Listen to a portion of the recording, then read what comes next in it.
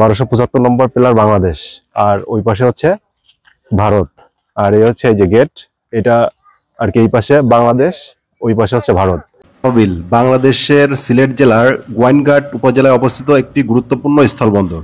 এটি ভারতের মেঘালয় রাজ্যের ডাউকি অঞ্চলের বিপরীতে অবস্থিত। এই বন্দর দিয়ে মূলত পাথর, চুনাপাথর, কয়লা এবং অন্যান্য পণ্য আমদানি রপ্তানি করা হয়ে থাকে। এছাড়াও চাইলে আপনি খুব সহজেই এই বন্দর থেকে ইমিগ্রেশন করে ভারতের শিলং এবং ডাউকি অঞ্চল ঘুরে আসতে পারেন।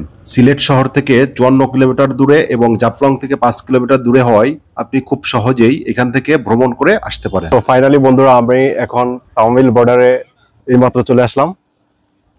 এই যে দেখেন, আমি আপনাদের দেখানোর চেষ্টা করতেছি। আপনারা যারা জাফলং যাবেন, যাওয়ার পথে আর কি তামিল বর্ডারটা আছে। এই যে দেখেন, এই যে তামিল বর্ডার, এটা হচ্ছে বাংলাদেশ সীমান্ত। এই যে ফ্ল্যাগ দেখা যাচ্ছে, ওই যে এটা হচ্ছে বাংলাদেশ সীমান্ত, আর এটা হচ্ছে বর্ডার গেট এইখান থেকে। আর ওই যে আপনার ইন্ডিয়ার ফ্ল্যাগ ওই যে দেখা যাচ্ছে, আর এটা হচ্ছে আমাদের বাংলাদেশের ফ্ল্যাগ। আমি এখন একটু ভিতরে ঢুকবো, ঢুকে আর কি আপনাদের দেখানোর চেষ্টা করব। এই যে এটা হচ্ছে বাংলাদেশ ভারত যে তামিল বর্ডার সীমান্ত, সেটা হচ্ছে যে এই যে দেখেন বন্ধুরা, ওই পাশে হচ্ছে ভারত, এই যে ভারতের পতাকা।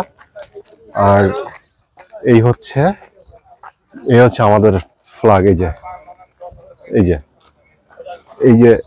যে গেটটা দেখতেছেন, এটা হচ্ছে দুইটা দেশের ভিতর আর কি বর্ডারের যে গেট, এটা হচ্ছে এই যে বর্ডারের গেটটা হচ্ছে এই যে দেখেন 1275 নম্বর পিলার, ওই পাশে ভারত আর এই পাশে হচ্ছে বাংলাদেশ।